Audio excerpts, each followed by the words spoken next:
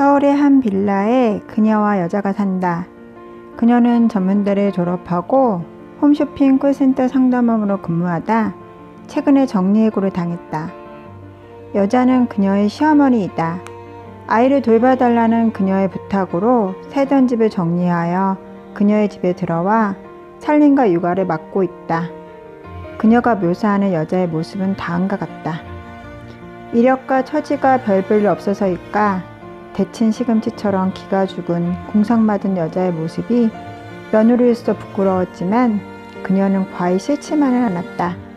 오히려 그래서 여자가 시어머니임에도 불구하고 만만했다. 똑똑하고 잘난 시어머니였으면 군소리 없이 아들 집으로 들어와 살림과 육아를 맡아주었을까 싶었다. 함께 산 지 5년, 그녀는 여자에게 미운 정, 고운 정도 어떠한 정도 없다. 왜냐하면 여자가 살림과 육아 이외에 다른 것에는 거의 무관심하기 때문이다. 자신의 아들과 딸들, 그리고 이웃이나 심지어 연예인에 관해서도 한마디도 없다.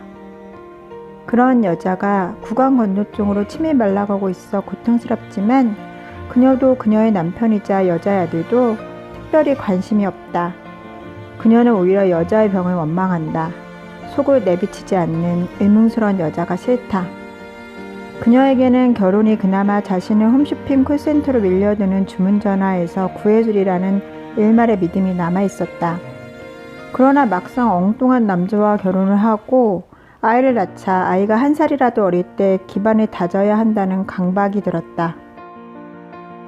외국으로 어학연수나 유학은 보내지 못할 망정 학원만은 남들만큼 보내고 싶었다. 계급이 엄연히 존재하는 부모 계급에 따라 자녀 계급이 결정되는 무서운 세상이었다. 부모 직업과 입고 다니는 옷, 메고 다니는 가방, 살고 있는 아파트로 아이를 평가하는 세상이었다.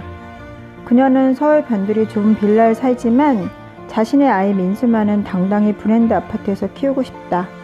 자신의 별볼일 없는 친정과 시댁과는 다르게 진화해서 성공하고 싶다.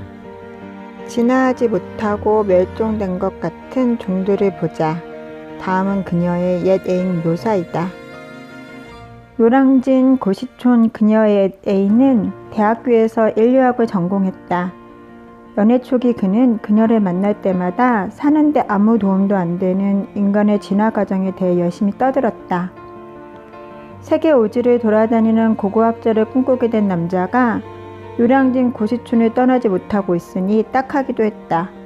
고고학자에서 7급 공무원 준비생으로 그녀와 헤어진 후에는 9급 공무원 준비생으로 전락한 옛 애인을 생각하려니 그녀는 기분이 씁쓸했다.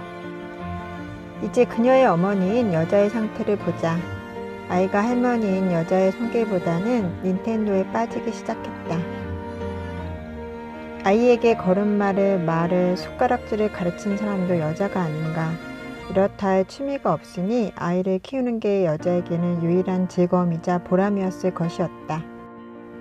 표시낸 적은 없지만 하루가 다르게 자라는 아이를 통해 여자는 문득문득 자신의 존재 가치를 살아가는 의미와 보람을 찾지 않았을까?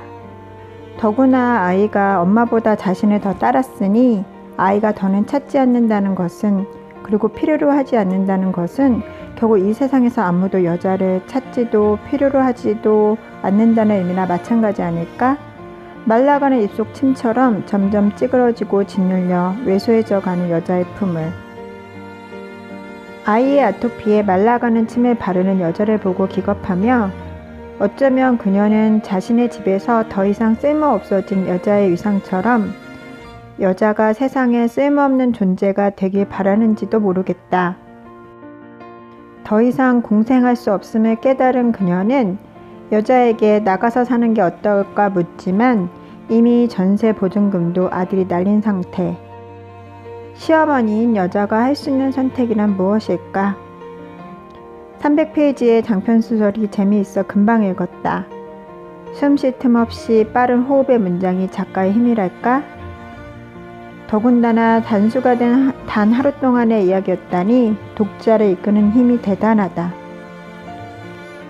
과거의 여성이 겪었던 시대적 상황 때문에 쉽지 않았을 삶의 과정과 또 자녀의 육아까지 떠맡고 곧 버려져야 하는 여자의 삶과 진화에서 도태되지 않으려 애쓰는 현재의 여성이 겪어야 할 다른 종류의 고단함이 두 사람의 대화에 적나라하다.